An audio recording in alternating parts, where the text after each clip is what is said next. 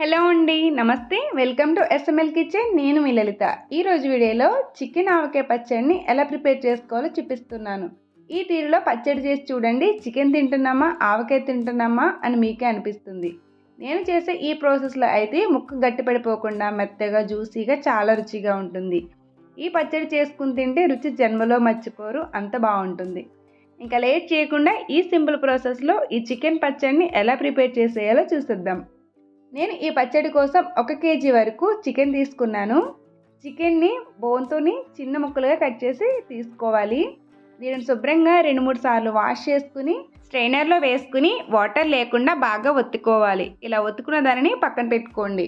ఇప్పుడు పచ్చడిలోకి పొడి కోసం స్టవ్ పైన ఒక ప్యాన్ పెట్టుకుని 2 టీ స్పూన్స్ మెంతులు, 2 టీ స్పూన్స్ ఆవాలు వేసుకోవాలి. వీటిని లో ఫ్లేమ్లో లైట్గా ఫ్రై చేసుకోవాలి. మరి ఎక్కువగా వేయించుకోండి, మాడిపోతే పిండి చేదు వచ్చేస్తుంది. ఇప్పుడు స్టవ్ని టర్న్ ఆఫ్ చేసుకుని దీనిని బాగా చల్లనిచ్చి మెత్తగా పొడి చేసుకోండి. ఈ విధంగా మెత్తని పొడిలా చేసుకుని దీనిని కూడా పక్కన పెట్టుకోవాలి. ఇప్పుడు పచ్చడిలోకి పులుపు కోసం 7 నిమ్మకాయలను ఇలా రసం తీసుకుని పల్ప్స్ లేకుండా స్ట్రెయిన్ చేసి తీసుకోవాలి. మనం క్లీన్ చేసి పక్కన పెట్టుకున్న చికెన్ను ఇలా ఒక కుక్కర్ గిన్నెలో వేసుకుని దీనిలో 2 టీ స్పూన్స్ అల్లం వెల్లుల్లి పేస్ట్, 1 టీ స్పూన్ పసుపు, 1 టీ స్పూన్ సాల్ట్ కూడా వేసుకుని ఈ పసుపు ఉప్పును ముక్కలకి బాగా పట్టించుకోవాలి. నేను ఇందులో వాటర్ వేయట్లేదు, చికెన్లో ఉన్న మాయిశ్చర్తో చికెన్ అనేది కుక్ అయిపోతుంది. ఇప్పుడు కుక్కర్ మూత పెట్టుకుని 2 విజిల్స్ వచ్చే వరకు వేయించుకోండి. కుక్కర్ ఇలా బాగా చల్లారనిచ్చి మూత తీసుకుని ఇంకా చికెన్లో వాటర్ మిగిలిపోయాయి కదా, వీటిని కూడా బాయిల్ అయ్యే వరకు స్టవ్ పైన పెట్టుకుని చికెన్లో ఉన్న వాటర్ మొత్తాన్ని బాయిల్ చేసుకోవాలి. ఇలా వాటర్ మొత్తం ఇంకిపోయాక స్టవ్ పైన నుండి దీనిని పక్కకు తీసుకుని బాగా చల్లారనివ్వండి.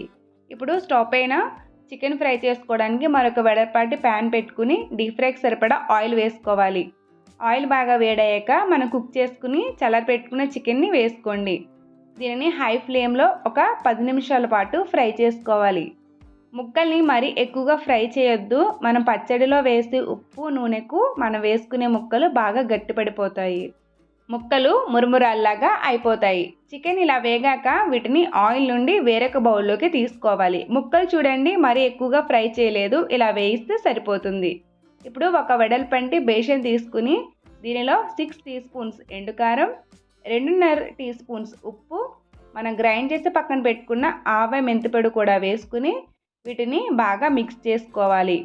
ఇలా మిక్స్ చేసుకున్న దానిలో మనం ఫ్రై చేసి పక్కన పెట్టుకున్న చికెన్ కూడా వేసుకుని దీనిని బాగా కలుపుకోవాలి. చికెన్ ముక్కలకు ఇలా ఉప్పు కారం బాగా పట్టించాక మనం ముందుగా తీసి పెట్టుకున్న నిమ్మరసాన్ని కూడా వేసుకోండి.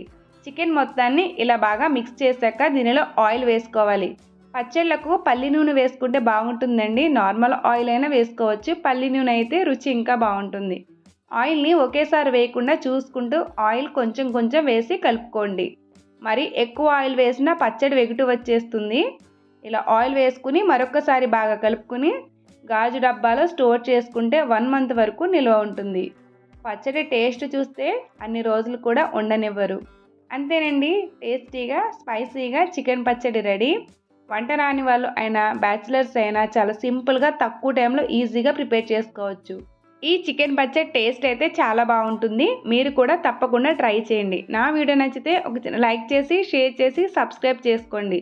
సబ్స్క్రైబ్ చేసుకుని అక్కడే ఉన్న నోటిఫికేషన్స్ని ఆన్ చేసుకుంటే నా వీడియోస్ మీకు నోటిఫికేషన్స్గా వస్తాయి. ఇలాంటి రెసిపీస్ కోసం మన ఛానల్కి సపోర్ట్ చేయండి.